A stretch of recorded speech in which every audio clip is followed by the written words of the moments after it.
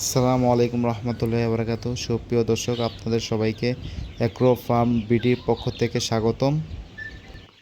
আপনাদের মাঝে অনেকেরই প্রশ্ন থাকে যে রানীক্ষেত মুরগির সমস্যাটা কী এবং কবুতরের রানীক্ষেত হয় জিনিসটা কী। জিনিসটা হলো একটা ঠান্ডাজনিত রোগ। এটি হলো মুরগির সবচেয়ে ভয়াবহ রোগ। এই রোগে মুরগির সবচেয়ে বেশি মৃত্যু হয়। গাম্বুরো এবং অন্যান্য করাইজা সহকারে যেসব রোগ আছে, সবচেয়ে বেশি ভয়ানক হলো রানীক্ষেত। রানীক্ষেত সাধারণত ভাইরাসজনিত রোগ।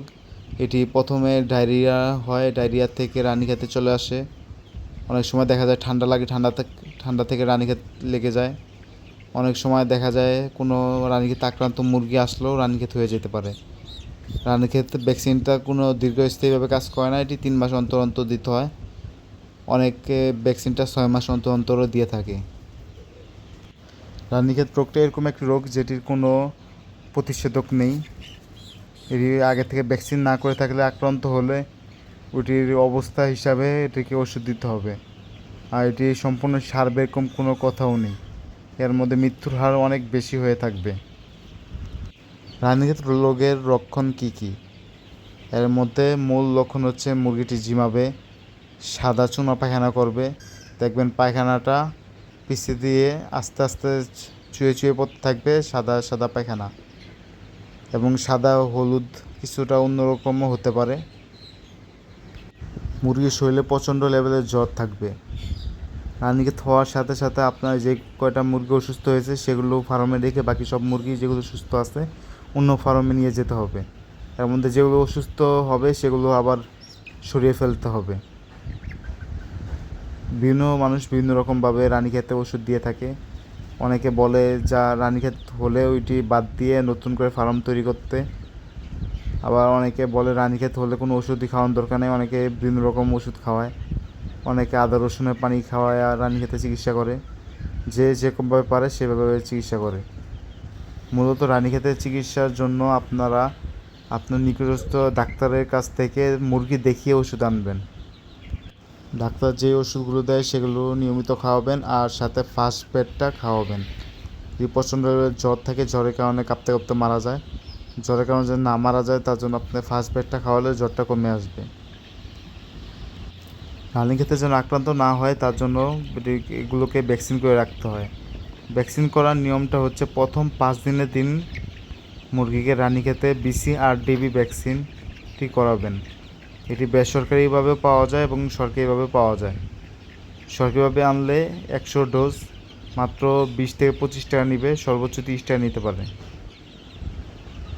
দ্বিতীয় ডোজটি দিতে হবে 24 দিন থেকে 28 দিনের মধ্যে।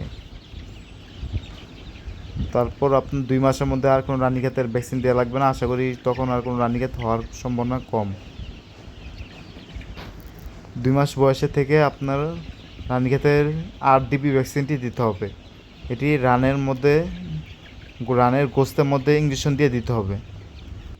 আপনারা অনেক বেসরকারি রানীক্ষেত প্লাস বঙ্কাটিস এবং এরকম আরও অনেক ধরনের ওষুধ আপনার ভ্যাকসিন পেয়ে যাবেন, সেগুলো চাইলে ইউজ করতে পারেন। সেগুলোর থেকে BCRDB আর RDB দুইটা যদি নিয়মিত ইউজ করেন তাহলে ভালো রেজাল্ট পাবেন। সরকারিটাও আপনার ভালো রেজাল্ট পাবেন এবং কোম্পানিটাও চাইলে আপনি ইউজ করতে পারেন। বেসরকারিটা যে কোনো কোম্পানিটাই আপনারা ইউজ করতে পারেন আপনাদের সুবিধা অনুযায়ী।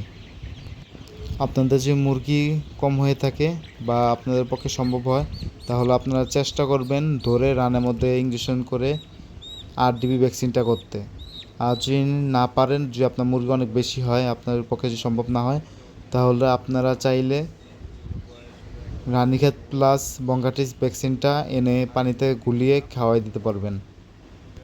রানীক্ষেত না আসার জন্য আর কি করা যেতে পারে, এটা যদি আপনারা জিজ্ঞাসা করেন তাহলে আমি বলবো আপনার খামারের আশেপাশে যেন কোনো মুরগি ঘোরাঘুরি না করে, বাইরে আগত কোনো মুরগি কিংবা কোনো পাখি যেন ফার্মের ভিতর প্রবেশ না করে, এটা আপনাকে নিশ্চিত করতে হবে।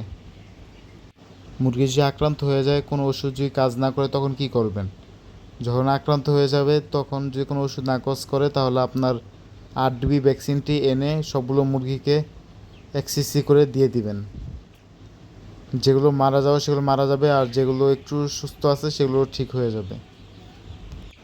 সুপ্রিয় ভাই ও বন্ধুরা, আমাদের এই ভিডিওটি যে ভালো লেগে থাকে তাহলে অবশ্যই চ্যানেলটিকে সাবস্ক্রাইব করবেন। আর আমাদের পাশে থাকার জন্য আপনার সবাইকে ধন্যবাদ। লাইক করে এবং কমেন্ট করে জানিয়ে দেবেন আপনার মূল্যবান মতামত। পরবর্তী ভিডিওটি দেখার জন্য অল বাটনটি অন করে দিয়ে যাবেন। আসসালামু আলাইকুম রহমতুল্লাহি ওয়া বারাকাতুহু।